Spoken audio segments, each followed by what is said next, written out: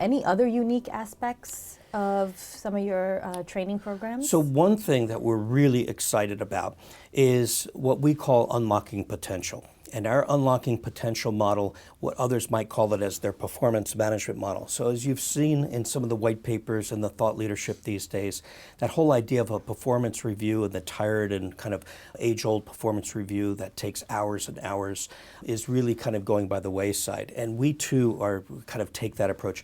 At CommVault, when I came to CommVault 4.5 years ago, we never had a performance management process. There was no such thing as a performance review.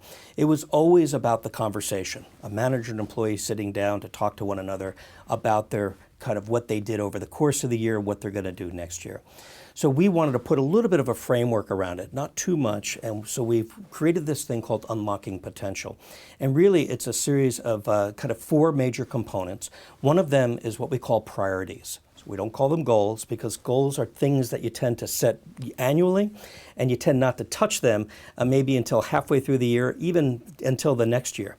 So we call them priorities. And by priorities, we like to think that a priority is more flexible. So from a flexibility perspective, priorities change every day, right? Your priorities change today, my priorities change today, and as a result, we call them priorities because you have to constantly reprioritize based on outside information, based on the market directions that we may be moving in, based on economic issues, whatever the case might be.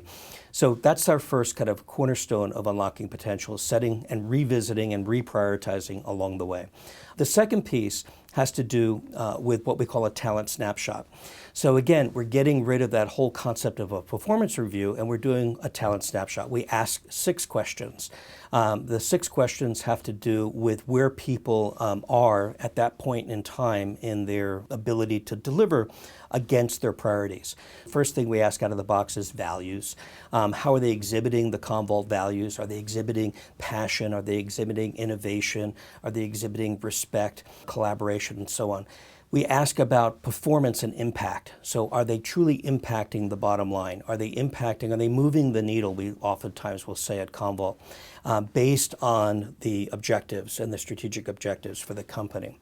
We ask about their potential and what that potential looks like, not to expand because we're big believers in the career lattice, not so much the career ladder.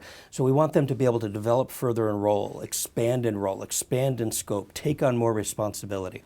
So those 3 core questions, depending on how we map them, instantly map into a 9-box. So we've set up a system, we've leveraged our learning management system to automatically capture that data, and literally as the manager is answering those questions, it instantly puts them into this talent 9-box. So gone are the days of kind of crafting and spending hours and hours building 9 boxes.